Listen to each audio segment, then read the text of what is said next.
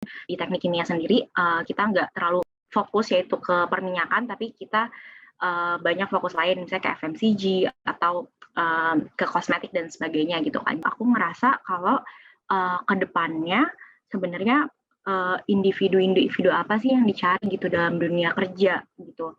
Jadi mungkin nggak boleh cuman terpaku atau fokus di satu bidang aja. Akhirnya setelah lulus, aku sempat intern di FMCG. Aku berusaha untuk create my story. Itu gimana cara aku bisa menghubungkan interest aku di energy and sustainability dan juga di pengalaman aku di bidang digital dan teknologi gitu. Jadi that's why aku akhirnya kembali lagi nih ke bidang energi, ke bidang ke Shell, tapi dari sisi digital business development.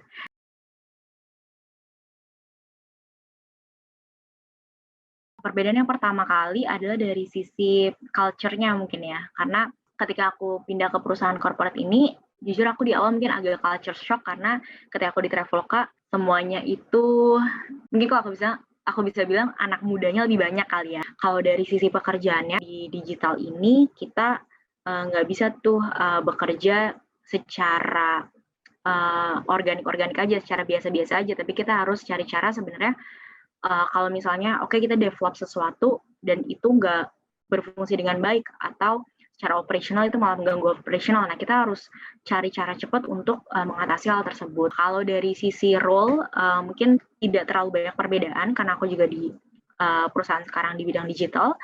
Tapi kalau dari sisi working environment-nya itu mungkin yang cukup berbeda gitu sih. Dan mungkin salah satunya lagi adalah ketika kita mau bikin pilot project, kalau dulu ketika di startup mungkin itu sudah kayak nature of the business ya. Jadi kita selalu nyoba hal baru. Kalau aku bisa bilang mungkin approval-nya kayak nggak terlalu panjang gitu. Tapi kalau misalnya kita bicara tentang corporate yang memang udah global juga, yang udah multinational company, pastikan ketika kita mau mencoba hal yang baru, approval-nya akan lebih tinggi lagi gitu, akan lebih panjang lagi. Pertama, karena itu adalah mungkin first working experience yang cukup formal. Sebelumnya aku sempat internship juga kayak misalnya kerja praktek atau waktu itu pernah juga di startup platform usaha sosial namanya. Itu kan mungkin lebih Inleven adalah internship aku pertama di corporate yang memang di luar dari kerja praktek gitu. Jadi aku benar-benar mungkin struggle pertama adalah cukup kaget ya dengan ternyata begini loh kerja kayak working 9 to 6 ya waktu itu ya. Dan gimana sebenarnya target atau gimana sih way of working di perusahaan itu gitu, kayak sebenarnya di Indonesia karena ini multinational company, mereka juga punya tim global, dan gimana innovation dari global team itu bisa terimplementasikan nih di local market gitu sih. Jadi waktu itu struggle aku yang pertama adalah understanding sebenarnya way of working di dunia kerja itu seperti apa gitu. Nah, pas aku masuk ke startup itu sangat bisnis banget kan, yang mungkin ketika di Techkim kita belajar bisnis itu dari ada perencanaan produk, ada dari sisi ekonominya juga, terus juga ekotek ya, ekonomi teknik gitu.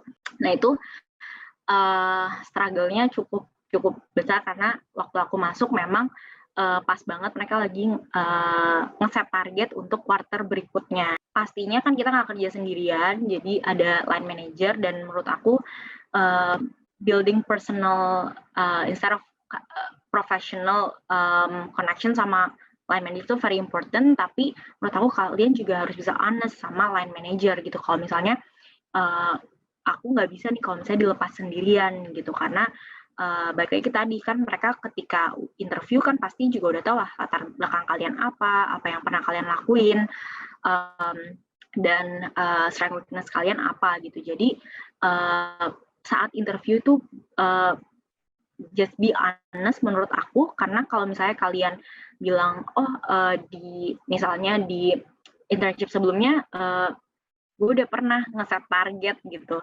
Jadi nanti ketika pas udah masuk kerja pasti ekspektasi mereka adalah kalian udah bisa lari, udah bisa dicumplungin sendiri gitu. Padahal kan nggak seperti itu gitu. Jadi very important untuk be honest dan have personal relationship juga gitu sama line manager dan sama tim kalian. Kemudian ketika aku move ke perusahaan sekarang, struggle-nya seperti yang tadi aku bilang, mungkin yang pertama dari sisi culture-nya dulu, karena cukup kaget nih dari yang benar-benar startup ke corporate.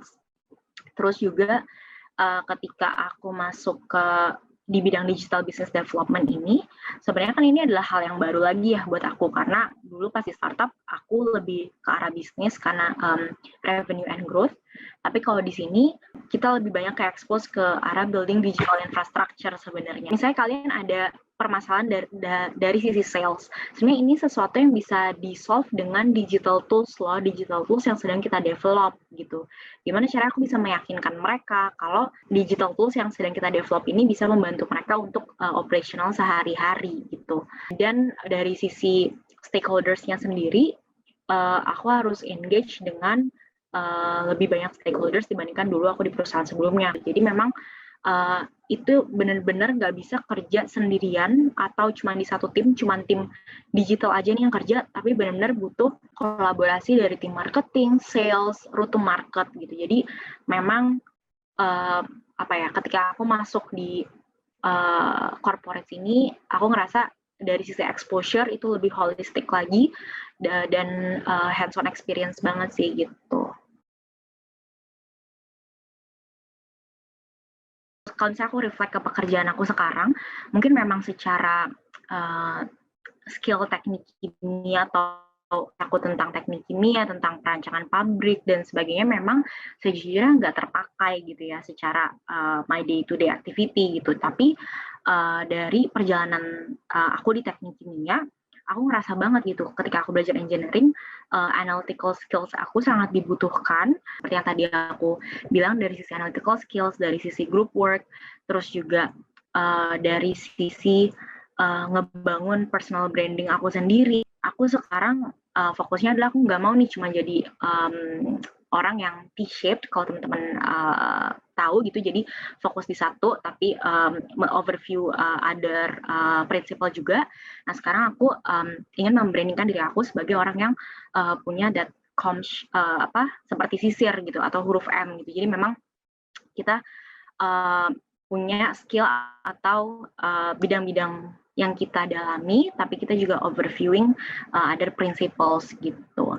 Jadi apa yang udah aku pelajari di teknik kimia waktu itu mungkin secara harafiah memang tidak aku praktekkan sekarang, tapi skill-skill yang udah ngebentuk aku itu sangat bermanfaat banget buat aku sekarang. Jadi menurut aku sekarang opportunity-nya udah kayak nggak dipagerin, tapi udah lebih terbuka sih buat teman-teman dari jurusan lain untuk masuk ke bidang bisnis gitu.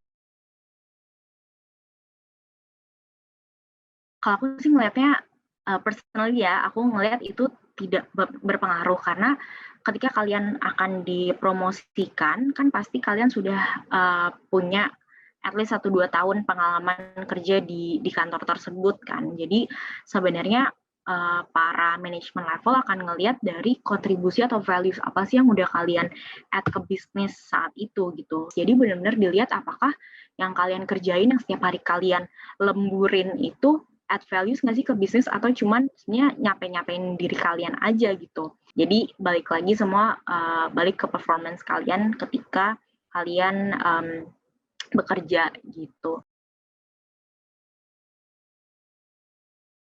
Ya, jadi mungkin kalau misalnya dari program Shah Graduate aku sendiri, setiap bulan kita memang ada kayak mentoring circle gitu, jadi sama leaders.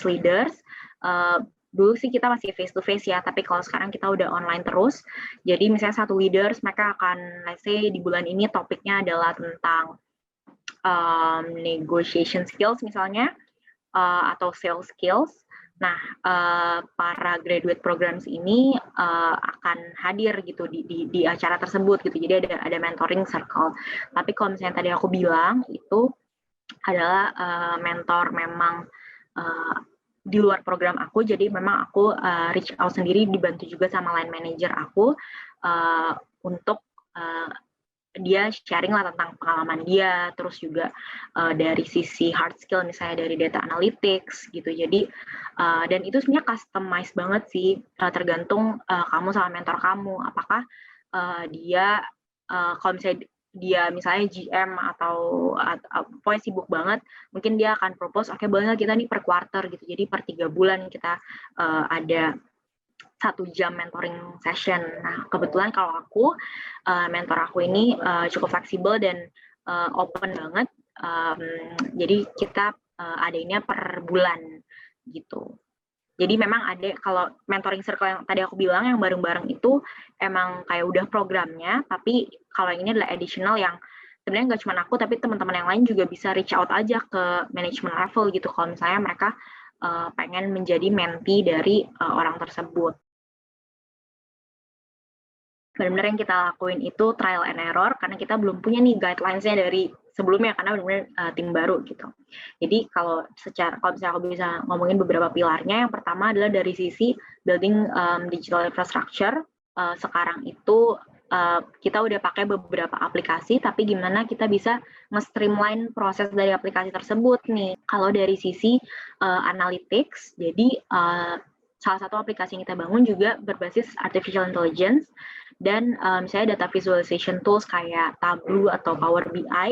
Terus dari sisi finding new business model gitu sih di online space. Jadi kita bangun Shell official store gitu di marketplaces. Jadi kita mencoba untuk tap in online market. Terus juga dari sisi building digital capability dari employee perusahaan tersebut. Pas aku apply di 2018, itu kita milih nih pas apply, apakah mau ke commercial atau ke supply chain gitu. Nah, kebetulan aku waktu itu pilih memang di bidang komersial. Shell Graduate Program ini 3 tahun, terus nanti di 3 tahun ini sebenarnya kita harusnya ada di place di 2 role berbeda ya. Kalau ideal itu 1,5 tahun di 1 role, terus kita move ke role lain di 1,5 tahun berikutnya. Dulu ya kalau misalnya aku bisa reflect juga ya, ini aku share aja pengalaman aku, penyesalan apa sih aku di semester itu yang aku harapkan tuh nggak pernah terjadi sebenarnya. Jadi biar kalian mungkin bisa learn juga dari my experience gitu. Nah di semester 1-2, jujur ketika aku kuliah aku udah firm banget nih, gue mau tekim gitu, karena dan itu tuh di pilihan satu aku gitu. Gue mau tekim karena gue pengen di bidang oil and gas, di bidang energi gitu. Tapi pas udah masuk tekim, oke kok ternyata susah gitu ya. ternyata mungkin ya, tapi kalian harus tahu kalau itu happens di semua jurusan gitu. Even kalian masuk ke apa yang menurut kalian mungkin less susah, itu sebenarnya pasti kalian akan ngerasa ya intinya adalah rumput tetangga tuh selalu lebih hijau gitu.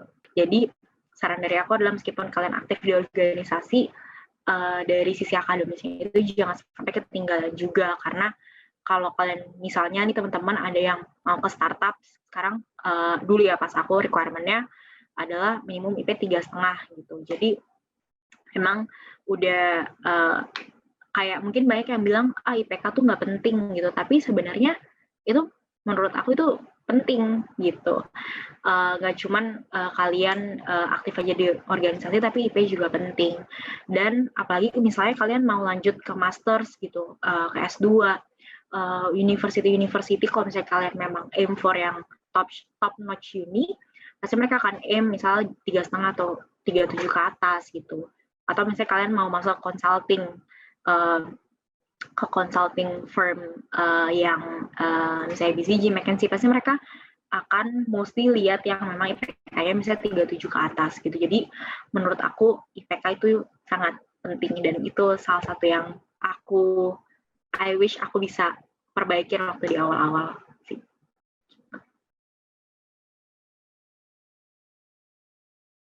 Sekarang sih bagusnya sekarang kan udah banyak banget juga yang kayak Coursera atau online platform lainnya gitu. Nah, kalau misalnya aku bisa suggest, atau misalnya di LinkedIn Learning gitu, teman-teman bisa search aja kayak misalnya machine learning atau data analytics, atau misal data visualization tools ini kayak misalnya Power BI atau Tableau yang di startups itu udah dipakai banget dan mereka banyak yang prefer orang-orang yang udah cukup familiar dengan si Tableau atau data visualization tools lainnya gitu. Jadi kayak tapi kan mungkin banyak yang berbayar ya kalau yang kayak online course gitu. Nah, sebenarnya kalian juga kalau mau gratis, menurut aku bisa juga lihat di YouTube. Kayak misal kalian download yang free, misal si Tableau, setahu aku ada Tableau yang free, itu kalian download terus nanti kalian lihat di YouTube misalnya intro to Tableau gitu. Jadi kalian bisa ngetes yang simple-simple, mungkin masih data source-nya tuh dari Excel kalian gitu. Kalau misalnya nanti ketika udah di dunia kerja kan mungkin dari SQL atau database lainnya, tapi menurut aku basic knowledge tentang apa sih sebenarnya itu data visualization tools kalian bisa sebenarnya dapetin tuh dari online platform atau dari YouTube dan ngedownload free version dari software itu gitu sih. Atau misal kayak statistical tools kayak aku sendiri sih honestly belum terlalu belajar ke sana ya, kayak misalnya Python atau R statistik gitu. Cuman itu juga salah satu yang teman-teman teams analytics-nya Shell pakai juga gitu ketika building AI tools ini gitu. Jadi mungkin teman-teman bisa belajar ke arah sana juga sih.